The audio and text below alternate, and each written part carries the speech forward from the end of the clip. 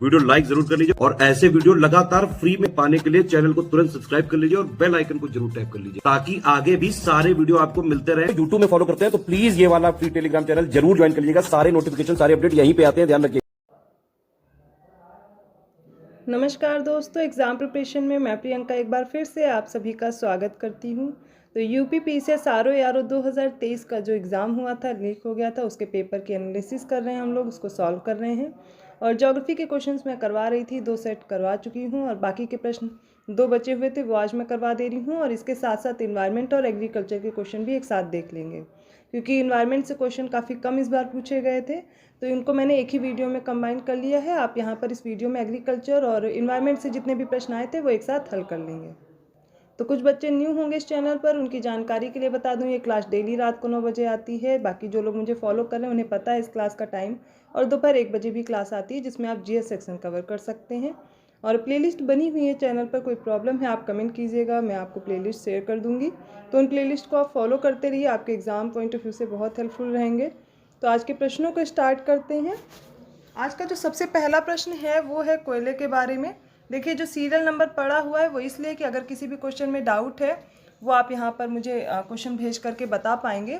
और अभी आप लोग परेशान मत हुई, अगर किसी क्वेश्चन में डाउट है या प्रॉब्लम है तो वो अभी आंसर की भी आएगी, बाकी चीज़ें मैं आपको क्लियर कर दूँगी। अभी आप पेपर देख ले रहे हैं, एनालिसिस कर रहे हैं, मेरे अकॉर्डिंग मुझे जो आंसर सही लग रहा है वो मैं आपको बता रही हूँ। अगर 1-2 क्वेश्चन में डाउट रहेगा वो पेपर सॉल्व कराने के बाद मैं ज़रूर उनको फिर से सॉल्व करा दूँगी।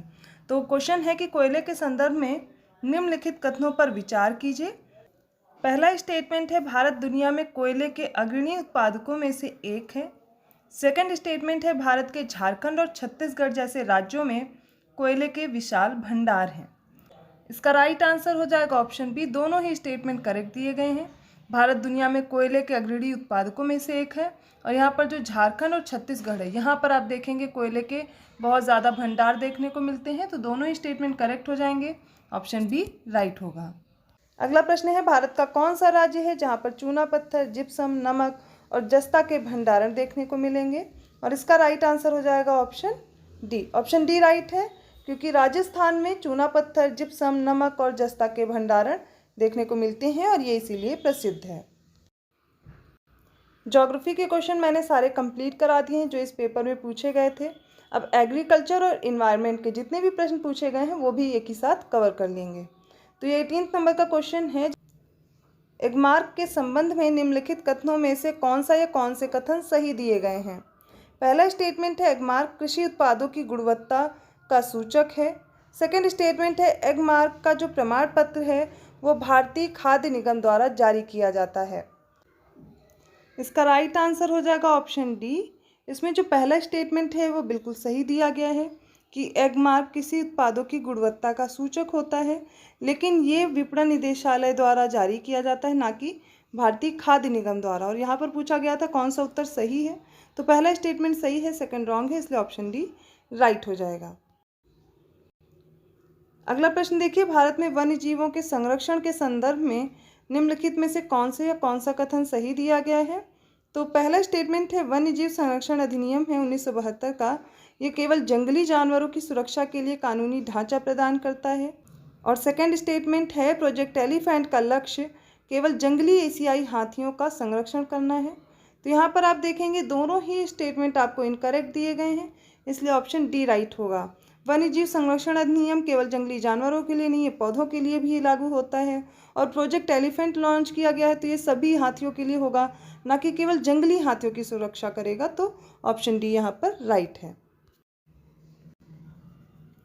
अगला प्रश्न देखिए, शिफ्टिंग कल्टीवेशन के बारे में है। आदिम निर्वाहक कृषि पद्धति के संदर्भ में कौन सा या कौन से जोड़े सही दिए गए हैं? ये प्रश्न आप देखेंगे 2-3 बार इनकी प्रैक्टिस में करवा चुकी थी। तो यहाँ पर कृषि पद्धति और क्षेत्र दिए गए हैं और ये इंपॉर्टेंट टॉपिक है, इसको अभी भी अगर आपने प्रिपेयर नहीं किया है तो कर लीजिए, यहाँ से प्रश्न बनने की संभावना हमेशा रहती है। तो सबसे पहला जो पेयर दिया गया है वो झूमिंग कृषि बताई जा रही है, दक्षिण पूर्व एशिया में होती है। सेकंड है मिल्पा, मैक्सिको में इसको कहते हैं। और लदांग श्रीलंका में बताया जा रहा है। बताना है कौन सा स्टेटमेंट करेक्ट है या कौन से पेयर सही दिए गए हैं। तो इसका राइट आंसर हो जाएगा ऑप्शन सी। जो झूमिंग कृषि है ये आप देखेंगे दक्षिण पूर्व एशिया और खासकर आप भारत में भी देखते हैं झूमिंग कृषि की जाती है। और मिल्पा मैक्सिको में होती है, लेकिन जो ये लदांग दिया गया श्रीलंका में ये गलत है। लदांग इंडोनेशिया में बोलते हैं, ना कि श्रीलंका में। तो ऑप्शन सी राइट है, पहला और दूसरा करेक्टली मैच्ड था। अगला प्रश्न है, कथन और कारण दिए गए हैं, बताना इनमें से कौन सा कथन और इसका कारण सही दिया गया है नहीं, और इसी प्रकार जो ये स्टेटमेंट दिए गए हैं इन्हीं के अनुसार उत्तर का चयन करना है। तो कथन है, विषुवतीय बायोम सबसे घना और सर्वाधिक जैव भार वाला वन बायोम है। इसका कारण है क्योंकि विषुवतीय वन क्षेत्र में वर्ष भर उच्च वर्षा एवं उच्च तापमान रहता है। बताना है कौन सा स्टेटमेंट करेक्ट दिया गया है। तो ये क्वेश्चन आप देखेंगे मैंने कई बार समझाया हुआ है। जैसे ग्लोब है, ग्लोब में 0 डिग्री के आसपास देखिए सूर्य का तापमान लगभग साल भर सीधा रहता है, सूर्य की किरणें सीधी पड़ती हैं, तो तापमान यहाँ पे बहुत ज़्यादा रहता है। भारी मात्रा में वर्षा भी यहाँ पर होती है, तो वर्षा भी ज़्यादा है, और आप जब देखेंगे तापमान भी ज़्यादा है, तो वनस्पति यहाँ पर ज़्यादा पाई जाएगी। वनस्पति ज़्यादा हैं, जंगल ज़्यादा हैं, तो क्या होगा यहाँ पर जैव भार भी ज़्यादा पाया जाएगा, या फिर बायोडाइवर्सिटी की बात की जाए वो भी यहाँ पे ज़्यादा होगी। जब भी उच्च तापमान मिलेगा वनस्पति को और उसके साथ साथ बारिश मिलेगी, तो आप देखेंगे फोटोसिंथेसिस ज़्यादा होगी, ऐसे भी आप रिलेट कर सकते हैं। तो वनस्पतियाँ और ग्रो करेंगी इस क्षेत्र में। तभी आप देखेंगे कथन और कारण दोनों सही दिए गए हैं, और जो कारण है वो कथन की सही व्याख्या कर रहा है, क्योंकि विषुवतीय बायोम आप देखेंगे सबसे घना और सर्वाधिक जैवभार वाला है। और इसका जो कारण दिया गया है कि विषुवतीय वन क्षेत्र में साल भर आप देखेंगे पूरे वर्ष भर उच्च वर्षा भी रहती है और उच्च तापमान भी रहता है। अगला प्रश्न देखिए, पूछा गया था मेगापोलिस शब्द का सर्वप्रथम प्रयोग किसने किया था। तो ये जीन गॉटमैन ने किया था। बहुत लोग को इस प्रश्न का उत्तर नहीं आ रहा होगा, क्योंकि ये क्वेश्चंस अगर आते होते हैं तो ही अटेम्प्ट करना होता है, अदरवाइज आप स्किप भी कर सकते थे। तो इसका राइट आंसर ऑप्शन ए हो जाएगा।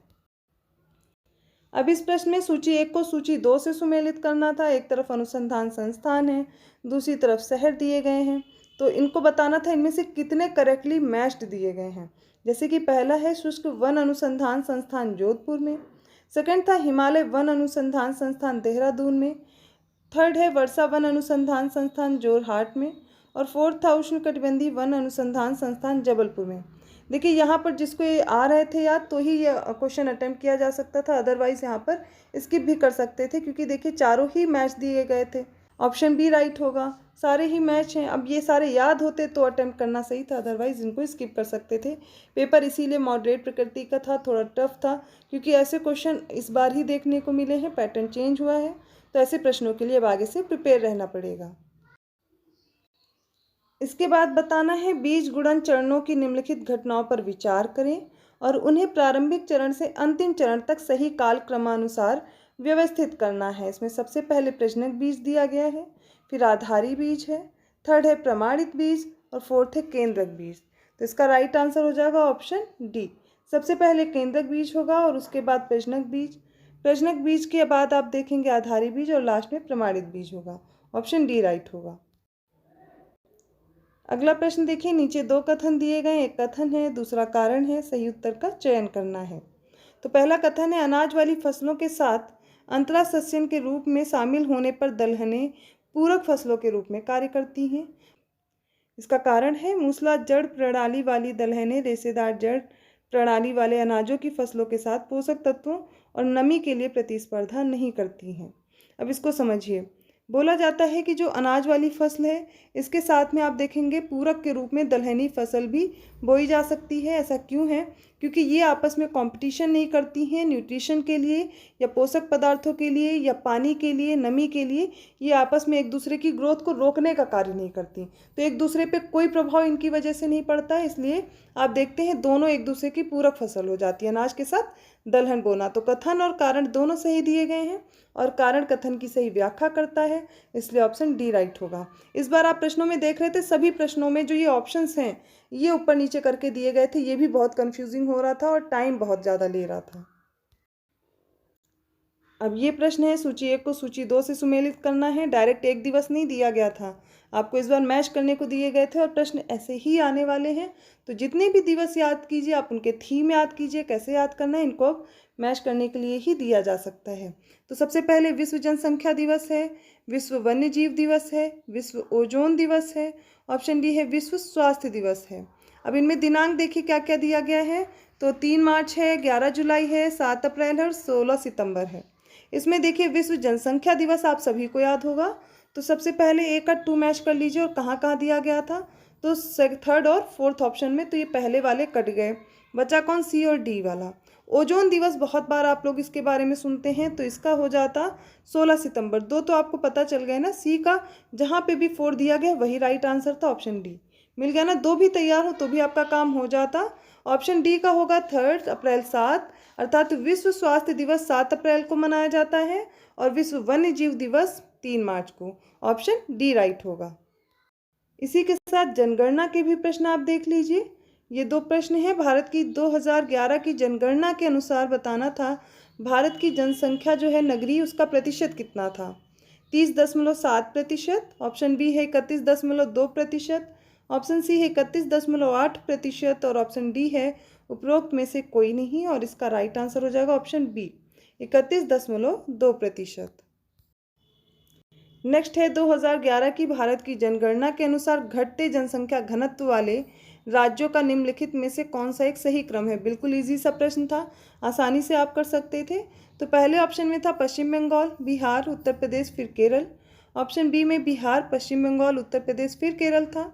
ऑप्शन सी है बिहार, उसके बाद पश्चिम बंगाल है, फिर केरल है, और उत्तर प्रदेश है ऑप्शन डी के अनुसार पश्चिम बंगाल, बिहार, केरल और उत्तर प्रदेश। इसका राइट आंसर था ऑप्शन सी। इसमें सबसे पहले बिहार है, फिर पश्चिम बंगाल है, केरल है और उसके बाद उत्तर प्रदेश है। ऑप्शन सी राइट होगा। तो ये मैंने जो क्वेश्चन आपको सॉल्व करा, इसमें ज्योग्राफी के कुछ प्रश्नों को आपने देखा, इसके साथ साथ इन्वायरमेंट और एग्रीकल्चर के भी जो प्रश्न आए थे वो मैंने इसी में इंक्लूड कर लिया था। तो ये टॉपिक अब आपके इस पेपर में कंप्लीट हो चुके हैं। तो इन प्रश्नों को ढंग से देखिए, इनका क्या पैटर्न है, कैसे पूछे जा रहे हैं, आगे प्रश्नों की क्या प्रकृति रहने वाली है, आसानी से आप समझ सकते हैं। अगर आपको क्वेश्चन सही लगे या आपको वीडियो पसंद आया तो प्लीज़ लाइक कीजिए, चैनल को सब्सक्राइब कीजिए और लोगों को शेयर करते रहिए। ऐसे ही और क्वेश्चन के साथ मैं मिलती हूँ नेक्स्ट वीडियो में। आप सभी के सुझाव भी मुझे भेजते रहिए, मैं उन्हीं के अनुसार आगे की टेस्ट सीरीज़ कराने वाली हूँ, और आपका क्या स्कोर रहा वो भी आप मुझे कमेंट करके बता सकते हैं। धन्यवाद।